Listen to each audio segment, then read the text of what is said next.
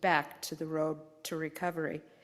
Please welcome our guest speaker, James Moyle, who has a story that I pray helps others to battle their way back and win.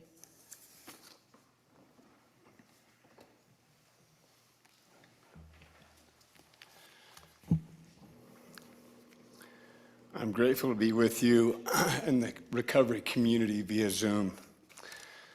We have connections in recovery on this side and the other side of the veil. I testify that God the Father loves us. I testify that God the Son, Jesus Christ, loves us. They know who we are, and they love us all equally. I testify that in our pre-existent life, we all knew them. We fought in the war in heaven in support of Christ's plan for free agency. We earned the right to come to earth and were born with the light of Christ, giving us conscience and the ability to choose right from wrong. Those that fought against us in the war in heaven still fight against us. Because of the imperfections we all have, we make mistakes. One of our goals coming to earth was to learn how to turn weaknesses into strengths. With few exceptions, those in each one of our families that have gone before us, regardless of what they were able to overcome before they died, can have a positive influence over us from the other side. We need to understand that God the Father wants us to succeed. He sent God the Son, Jesus Christ, to pay for the sins of those things that we cannot fully overcome by ourselves. None of us can make it back to the Father alone. It is imperative that we do all we can do, and Jesus will carry us the rest of the way. Those on the other side are there to help us. Often we have to accept by faith that this is happening. We learn by looking to those that overcome hard things. We draw strength from the parable of the prodigal son. We draw strength from Alma and King Messiah and their fight for their sons, Alma the younger and the sons of Messiah. What strengthening messages those are. The Apostle Paul was once an evil man. He persecuted the saints. Jesus appeared to him on the road to Damascus and said, "Why persecutest thou me?" Paul did one of the biggest 180s in history. His great promise to us is in 1 Corinthians 10:13. "There hath no temptation taken you, but such as is common to man. But God is faithful, who will not suffer you to be tempted above that you are able, but will with the temptation make way that you may be able to escape and bear it."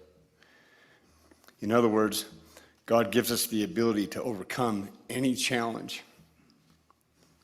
I'll share stories of ancestors that strengthen me.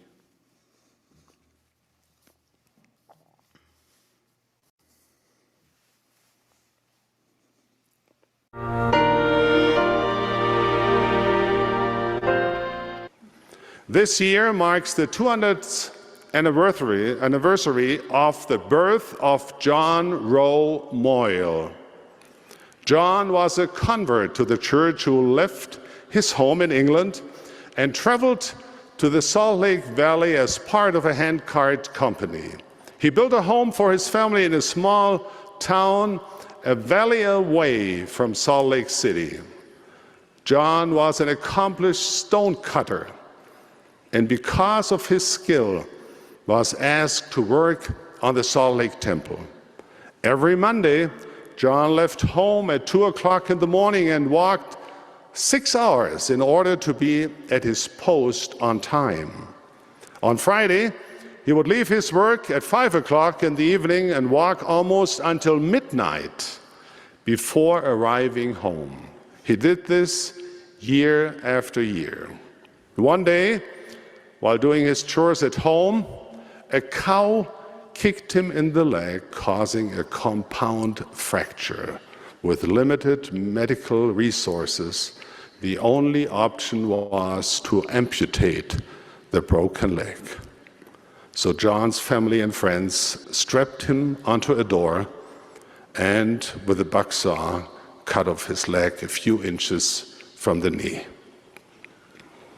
In spite of the crude surgery, the leg started to heal. Once John could sit up in bed, he began carving a wooden leg with an ingenious joint that served as an ankle to an artificial foot. Walking on this device was extremely painful, but John did not give up, building up his endurance until he could make the 22-mile journey to the Salt Lake Temple each week, where he continued his work. His hands carved the words, "Holiness to the Lord," that stand today as a golden marker to all who visit the Salt Lake Temple. John did not do this for the praise of man, neither did he shirk from his duty, even though he had every reason to do so. He knew what the Lord expected him to do. Years later, John's grandson, Henry D. Moyle, was called as a member of the Quorum of the 12 and eventually served in the first presidency of the church. President Moyle's service in these callings was honorable, but his grandfather, John's service, though somewhat less public, is just as pleasing to the Lord. John's character, his legacy of sacrifice, serves as a banner of faithfulness and an ensign of duty to his family and to the church. John Rowe Moyle understood the meaning of "lift where you stand."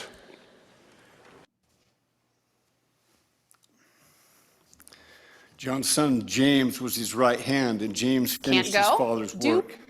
A film was made about John and James called "Only a Stonecutter," which honored their life's calling. James's eldest son, James Henry Moyle, after graduating from the U, decided to go to law school to defend his family and his people. James received a blessing from President John Taylor to build Zion as his parentage had. At the University of Michigan, James was told that it would take him 5 years to get his law degree, and be even tougher because he was a Mormon. With pioneer grit, James graduated in 2.5 years and was president of his law school. Years later, James received a phone call from the President of the United States, Franklin D. Roosevelt, who asked him to come to Washington.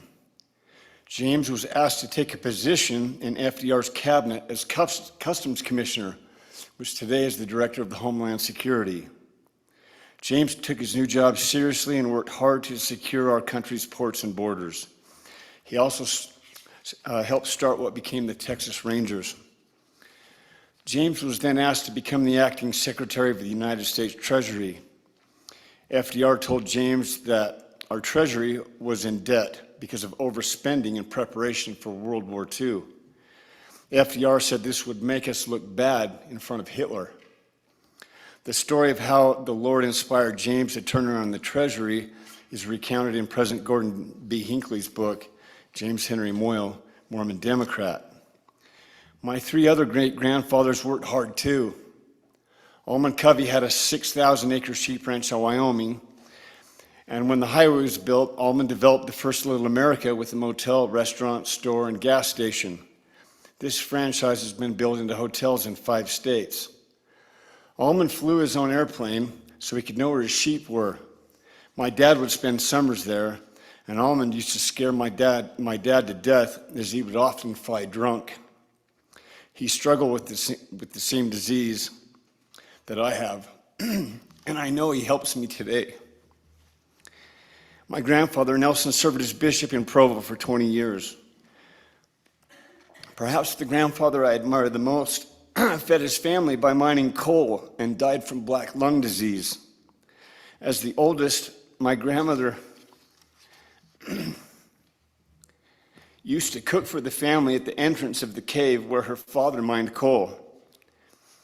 Grandma's youngest brother, who she essentially raised, became mayor of Provo.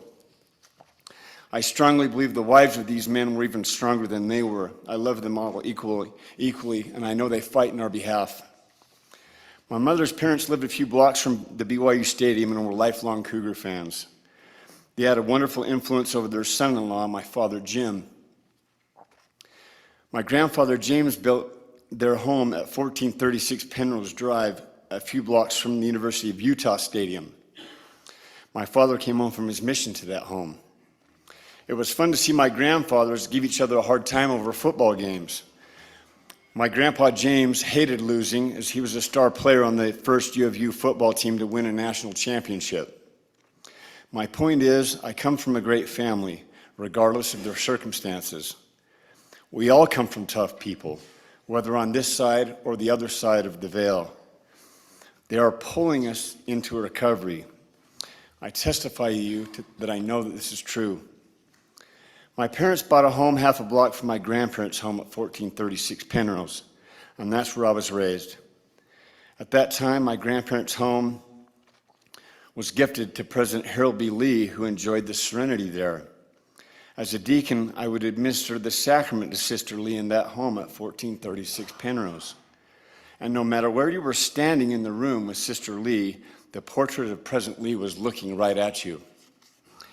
Now, with all the incredible examples of strength that have gone before me and surrounded me, including 4 wonderful siblings, why would I go astray? I liked school, most athletics, and had great mentors. I had the same swim coach from the age of 6 through high school. My parents put me on the swim team because it gave my dear mother a break from my hyperactivity.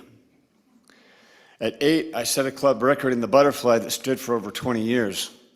Our swim team won many championships because of the talents of my teammates, like Christian Nielsen, who I'll talk about. At a young age, unfortunately, I discovered adrenaline. My parents were always taking me to the emergency room. I was Evel Knievel on my bike, speeding down a hill, hitting ramps, jumping more and more garbage cans, flying farther and farther. Once I cleared the whole yard and landed in the bushes and almost hit the house. My adrenaline addiction pushed me to do stupid things. At 9, I was on the roof of my grandparents' home in Provo and was thinking I was going to get caught, so I jumped. I hit the ground so hard I was stunned and couldn't move for some time. While skydiving at 15, this happened again. It would happen even more often as I learned how to do aerials on skis. I loved trampolines and pushing myself to get good at it, even though it didn't always come naturally. I loved being upside down in the air. I loved cliff diving at Lake Powell. I loved the high dive at our country club and pushed myself to do more twisting double backflips than the kids that were older than me. Eventually, I was able to do that on skis, disobeying a strict rule of my father, who knew an aerial freestyle champion that had quit because his partner had been paralyzed.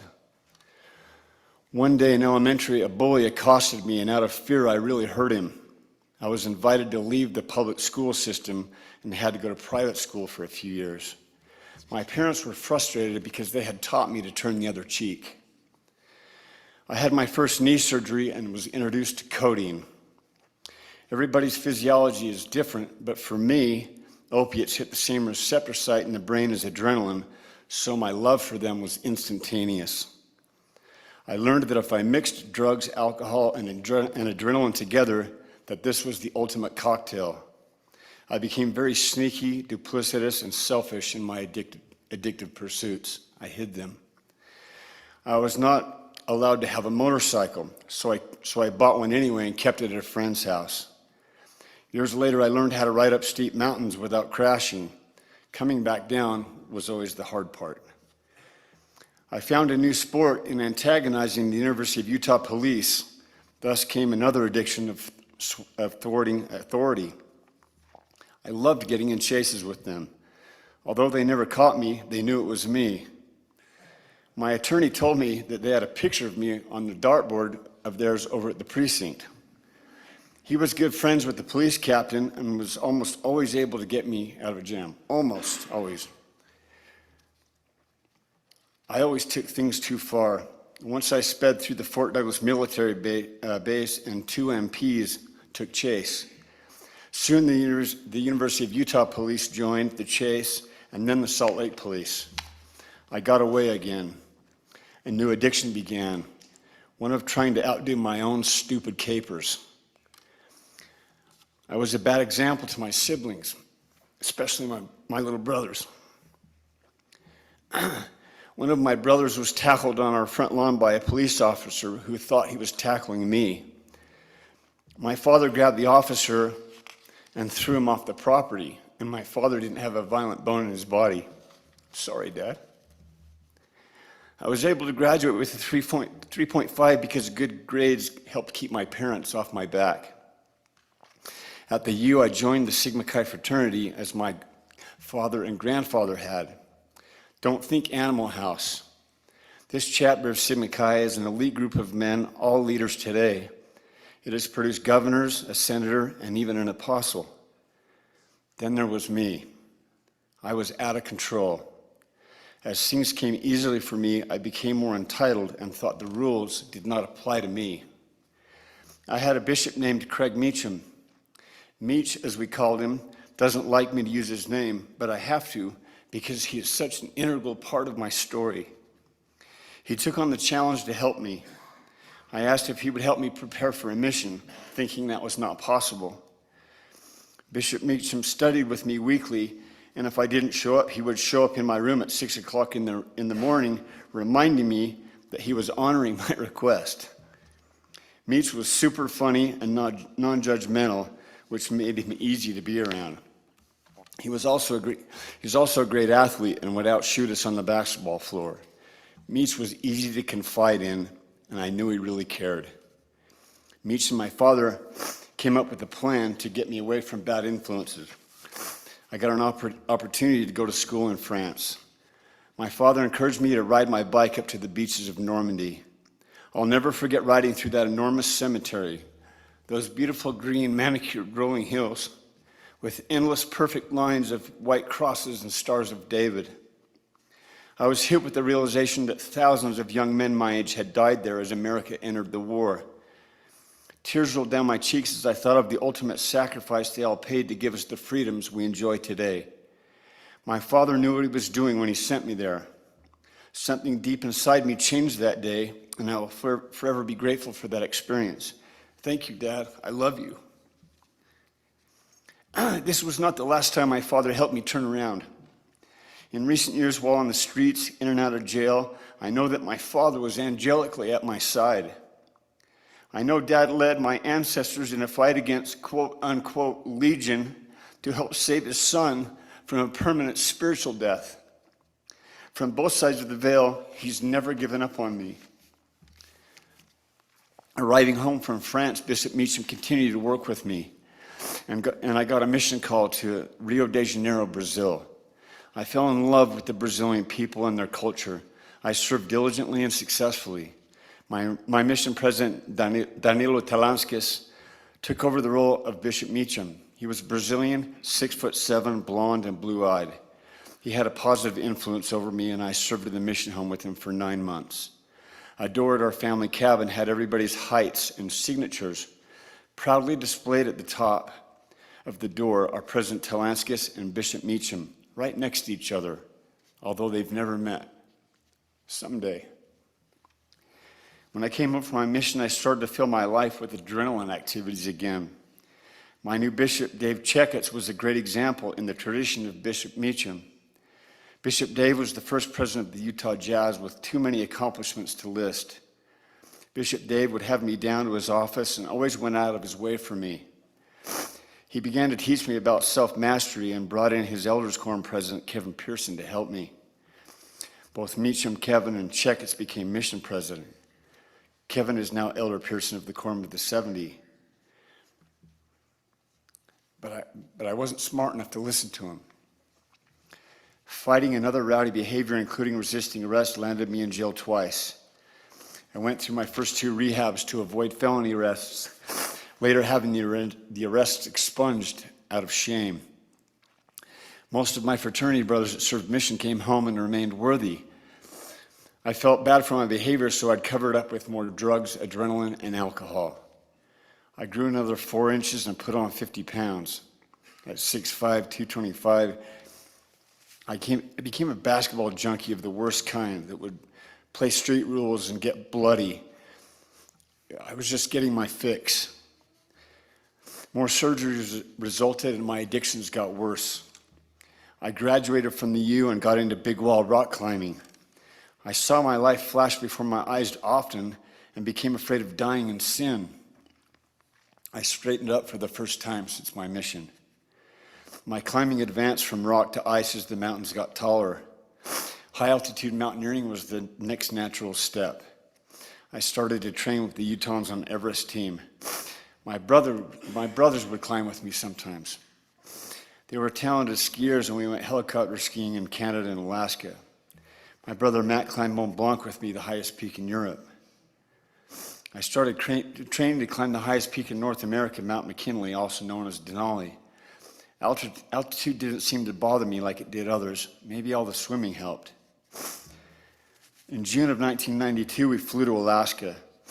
The Forest Service required each one of us to put up a bond of $15,000 in case an elite rescue team had to be flown in to perform a rescue or bring back a dead body. We were blown away by how gigantic a 20,000-foot mountain looks like from sea level. A bush pilot flew us up to the mountain and our 3-week expedition began. 11 climbers would die that month there. Death was all around us. Our team fell apart as we made it to the 14,000-foot camp. A Russian climber and I decided to make a summit bid together. The Russian was a more technical ice climber than I was, so I felt good about climbing with Mikhail. We made it up the fixed ropes and arrived at the high camp at 17,000 feet. There was an unoccupied tent from a Japanese team that had just died. It was hard for me to interpret how this affected Mikhail. As we got up to the Denali Pass, the winds from the other side of the mountain were fierce. Mikhail couldn't get additional layers on fast enough. We needed to keep climbing to get warm or go down.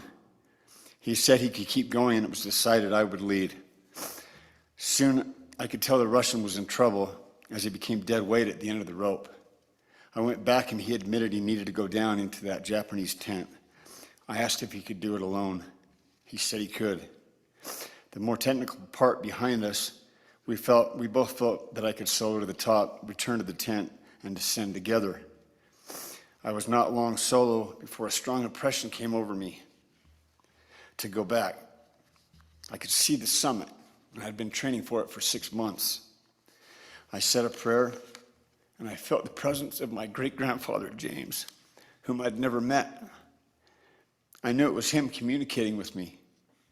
At the start of my talk, I said that we have those that have gone before us that work and fight on our behalf. This is an example of how I know it is true. As I caught up with the Russian, he was in major trouble, having broken and dropped equipment.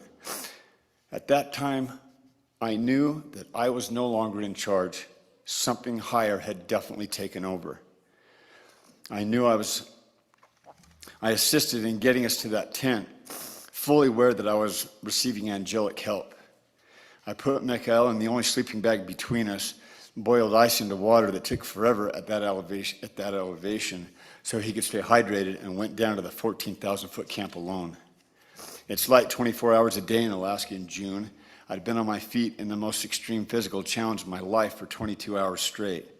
The last thing I remember is getting to the bottom of the fixed ropes, detaching my ascender that was secured to my harness from the rope, and yelling to be dragged into my tent. I don't remember being dragged into my tent.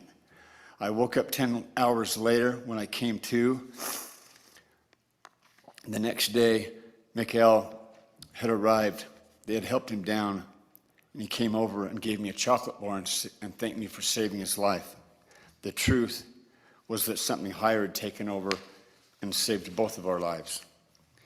2 days later, I climbed solo to the summit. I met 2 Swiss climbers coming off the summit, and we descended together. My brother Matt and I would climb with them later in Europe. A few days later, I was able to ski down a portion of the mountain that had taken me 2 days to climb up, meet the bush pilot, and fly back to eat the best steak that I've ever eaten.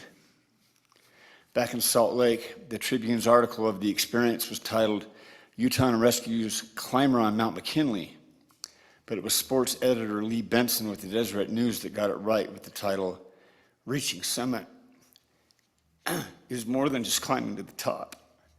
Lee recognized I was convinced something higher had taken over. This would not be the last time that deity and the presence of an ancestor would save me. During the first semester of a master's degree in business administration at Brigham Young University, I married an incredible young woman. Beautiful inside and out, she came from a wonderful family. I liked them instantly. She had just won a national championship in volleyball as a starter at BYU Hawaii. We built a beautiful home in the Provo Hills, and she finished her degree at BYU. She had horses and I had motorcycles, and we enjoyed life. We were visiting graduate students at Harvard, and I went back first to set ourselves up for this semester. Alone and in a city alone, I drank for the first time in years. It was decades before I ever did that again.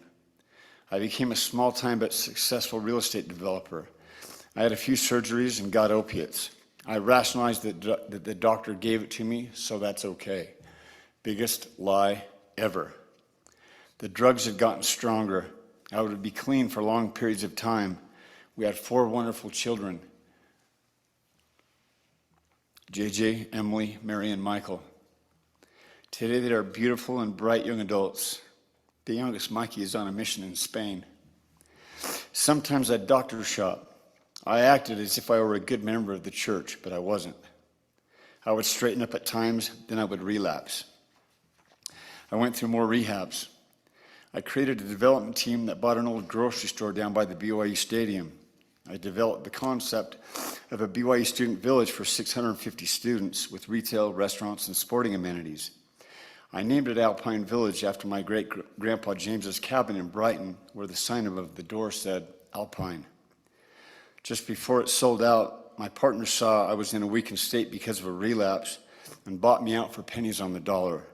My fault for giving in so easily. I had been successfully managing family business and had really built it into something. I was making 1% of the value of the estate, and my addiction got worse. Some decisions were made while I was in St. George trying to clean up, and some bad investments were made by others. I netted a large amount from a personal real estate venture and tried to use the funds to reinvigorate the estate. I tried to pay myself back, but the funds were not there.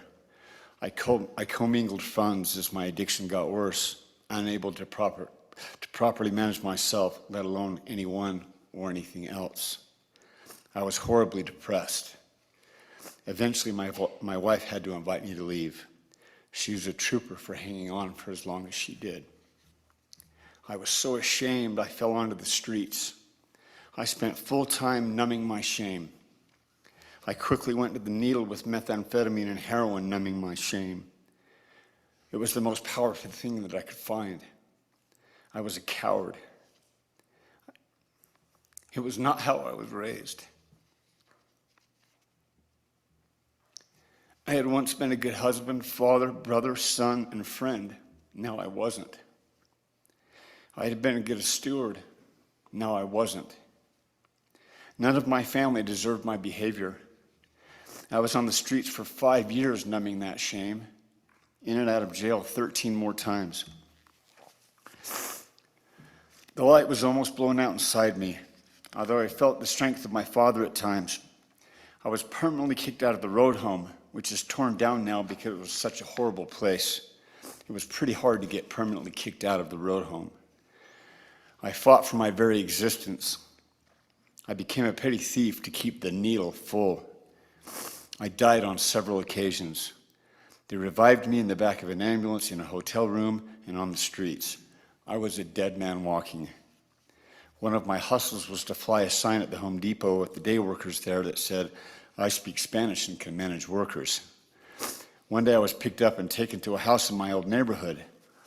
I was ashamed to learn that the man who hired me was a member of President Harold B. Lee's family, now living at, yes, you guessed it, 1436 Penrose Drive, the house my grandparents had built. I became afraid of a permanent spiritual death. I prayed and begged Heavenly Father to save me. I begged him to help me be with my children again. It was then that an incredible series of miracles started to happen. Shortly thereafter, Meacham walked up. I testify to you today with every fiber of my being that I know that that was not a coincidence. I said, Meacham. Meach looked at me and said, who are you? I had lost 100 pounds, had a beard, and was probably bloody. I told him my name. He grabbed me, and for that instant, I didn't feel shame. He asked if he could give me work. He went home and told his wife, Mary Ann, what had happened. She said, let's go back and get him. It was a miracle I was still there, as I was never in the same place for too long. They took me home, and I tried to clean up. Meach put me up in a hotel. I couldn't flip the switch that fast, and the hotel kicked me out. Joseph Grenny was in Meach's ward and a founder of the Other Side Academy, also known as TOSA. TOSA is a 2.5-year life skills therapeutic community for the chronically homeless, addicted, and incarcerated. Joseph told Meach to take me down to sit on the bench at TOSA, which is a portal to a new life. As I sat on the bench, I looked at TOSA's 12 beliefs. They were the gospel of Jesus Christ, put simply. Everyone was happy, clean, hardworking, and connected. I didn't believe it was real. What I was really experiencing was shame. I left and got high. I got hit by a car. I don't even remember it. I woke up in the ICU at the University Hospital with my mouth wired shut and braces on both legs. It took me a year in a clinic to become ambulatory again. The Meachams got me back to TOSA by visiting me often. Sometimes he got others involved, including my children. A childhood friend, Ted Kimball, came and visited. Ted was another that Meach had helped get on a mission. I had also been close to Ted's brother, John. Ted reminded me of the noble person I once was when our 3 families had gone to Lake Powell together and our children were younger. My children got together and decided they were going to be strong regardless of my mistakes and learn from my mistakes. I was amazed when they later explained this to me. My children also wanted me to go back to TOSA like Meach. Meacham then told me he was taking me to meet Joseph Grenny at our old ward where they were wrapping Christmas presents for the students of TOSA. On the way, he had his son-in-law, and now Dr. Christian Nielsen, meet us, and my dental situation was evaluated. More on that in a minute.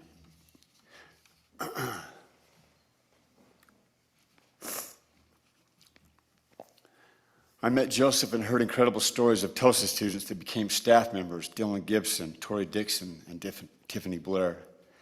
Tiffany had grown up sometimes under a viaduct with a mother that was a prostitute, having to defend herself, her mother, her siblings, and her siblings from the ravages of the streets.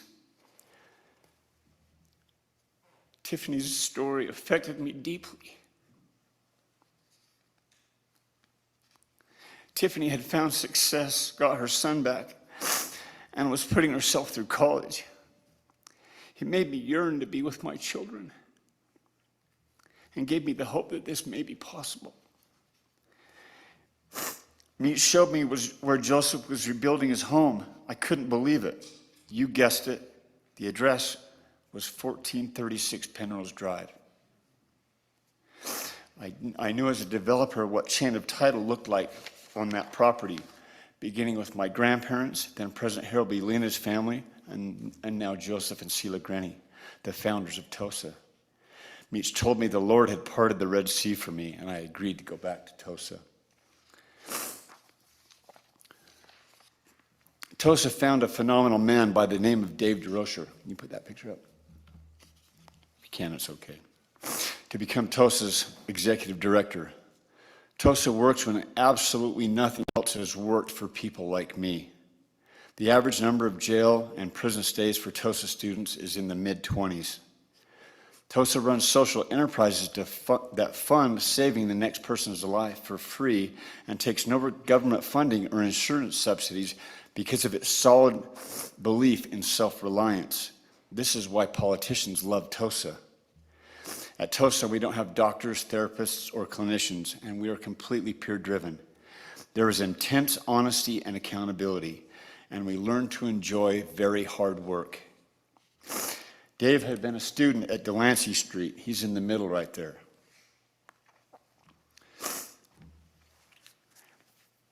TOSA is modeled after Delancey Street. Dave had been in and out of prison for half his life and was getting ready to be sentenced for 24 years to life for additional charges when he asked the judge to look at Delancey Street as an option. The judge saw Dave as a potential leader, no longer for bad, but for good. Dave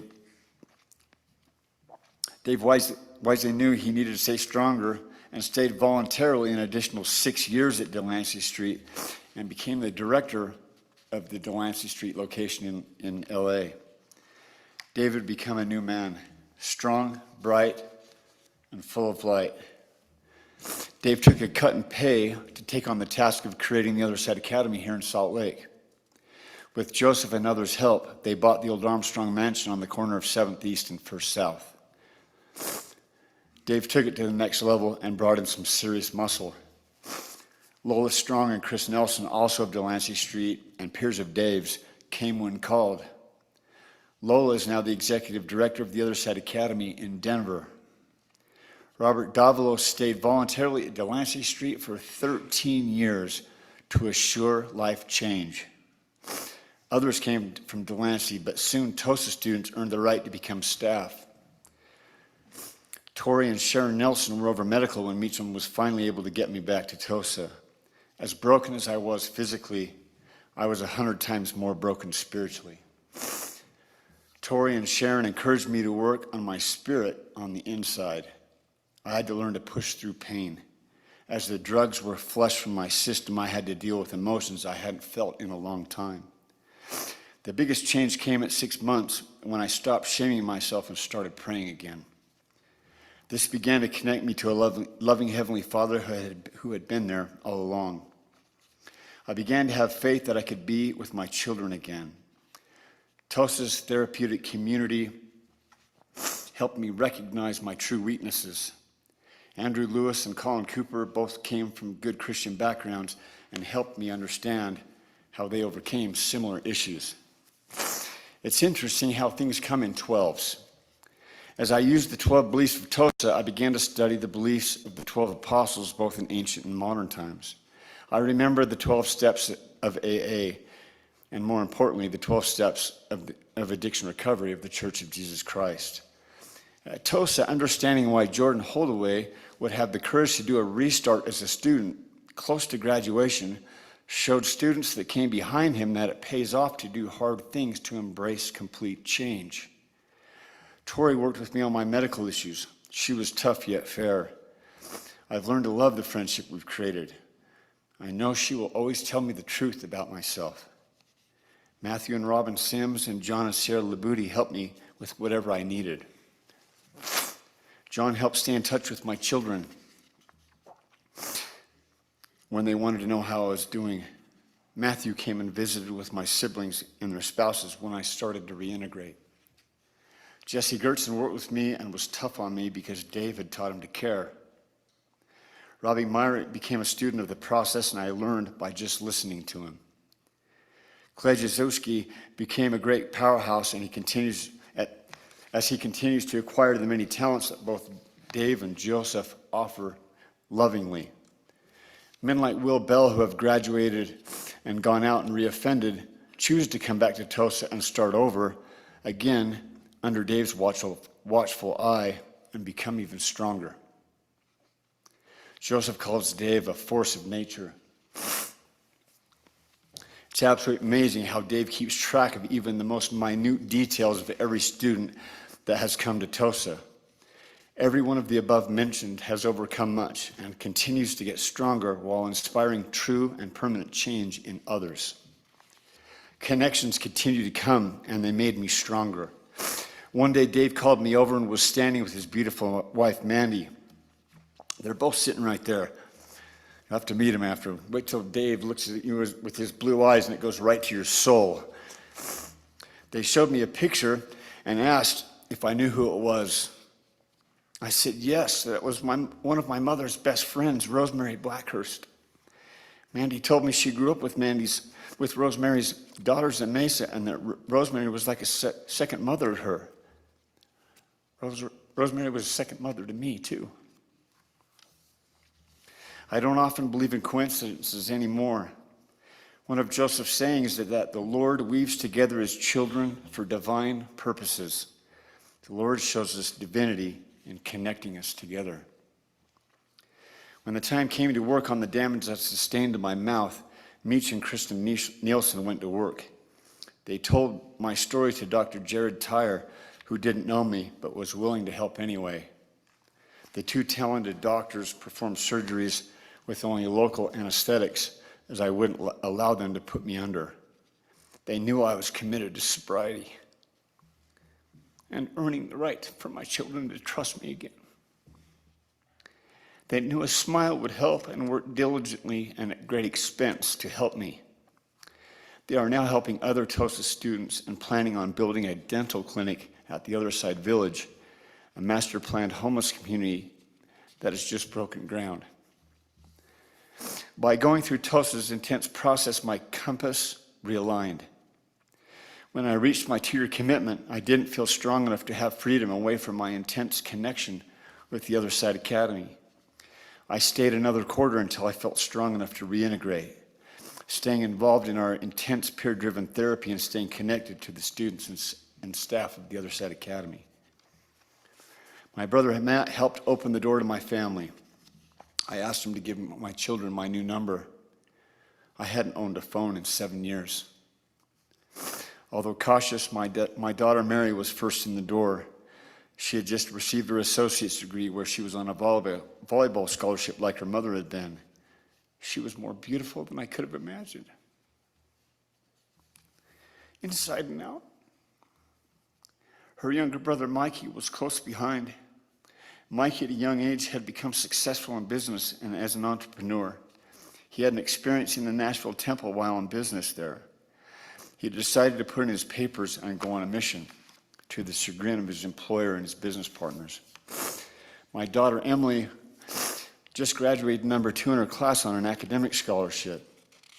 She is starting to trust me slowly and is carefully allowing me back into her life. Emily has the travel bug and has skied in just the past few months in California, Colorado, New Mexico, and of course here. My son James, or JJ as we affectionately call him, is my Viking warrior. He's much taller than me and strong as an ox. I don't believe I have ever skied with a stronger skier than JJ. I watched him tackle double black diamond terrain and make it look easy. JJ is happy and successful. I am so lucky to have my children back in my life. All 4 of us had the best spring skiing day I've ever had. The best part of the day was listening to how well they all got along with each other and how truly funny they really are with each other. As I listened, I thought of the prayer I'd offered begging Heavenly Father to save me so I could be with them again 4 years earlier. I said a silent prayer, grateful for the miracle. I started to go to AA. My cousin Jeff Scott appeared one day and said he'd been friends with Dave for years and had become a great supporter of the Other Side Academy. Jeff is sincere by nature. He gets that from his mother, my father's older sister, and from our grandmother. Jeff had been consoling my family and letting them know that I had been at the right place at the Other Side Academy and that they would save my life. Last summer, Bishop Brett Rigby and President Pickett worked with me thoroughly. I also started going to the church's addiction recovery program. When we get to step 12, we start over the next week at step 1. This is grounding me as I rework the steps. Eventually, it leads us to repenting at a deeper level, which sometimes takes years to be thorough with. It is the atonement of Jesus Christ in action, scrubbing our souls clean. the Other Side Academy scrubbed my soul hard for 2 years. I'm so grateful for every bit of pain that I've received, emotionally starting to become a new man. Elder Kevin Pearson called me into his office. I had seen him again when he dedicated a building at the Other Side Academy. Elder Pearson had wanted to hear the rest of my story and lovingly asked questions. He then gave me a blessing with Joseph Grenny and Nathan Savage, who accompanied me to the meeting. I received the charge to go out and do good, turning the good, the bad, and the ugly of my story into greater good. And to always do so, remembering that the Lord had left the 99 and came to save the one, which was me. Today I have my temple blessings back and simply have to keep working the 12 steps and believing the same beliefs that help fine-tune my compass. I bear testimony that we become stronger by attending church, attending the temple, and working hard to turn our weaknesses into strengths. I testify that the addiction recovery program of the Church of Jesus Christ is the best long-term aftercare. I'm so grateful for the Other Side Academy for their continued hard work to help those that were as lost as I had become. I'm so grateful to my former wife, her family, and her husband that do so much for our children. I'm so lucky to have been saved by so many, those on this side and the other side of the veil. I'm so grateful for my ancestors that inspire me and watch out for me. I'm thankful for my mother who never misses me in her prayers. I love you, Mom. Dave, I love you and the students and staff you lead. To my friends and family, I love you too. To JJ, Emily, Mary, and Michael, I love you. Thank you for letting me back into your lives. Joseph and I recently communicated about how he feels impressed by those who've lived at 1436 Penrose Drive. He then told me that he knew that they had been summoned to that property for me. More than anything, I'm grateful for a loving Heavenly Father that answers prayers. I'm grateful that by His Son, Jesus Christ, I have the opportunity to become completely whole again, so I can be with my children and eventually my grandchildren and beyond. JJ, will you and Mary come up with me?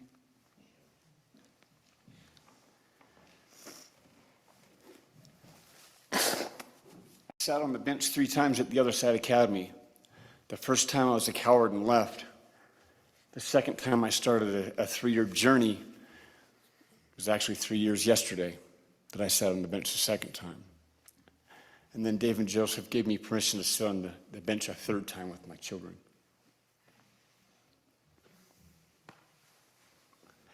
This is what recovery brings. And I bear my testimony to you in the name of Jesus Christ. Amen. I'm done. Love you. Thank you.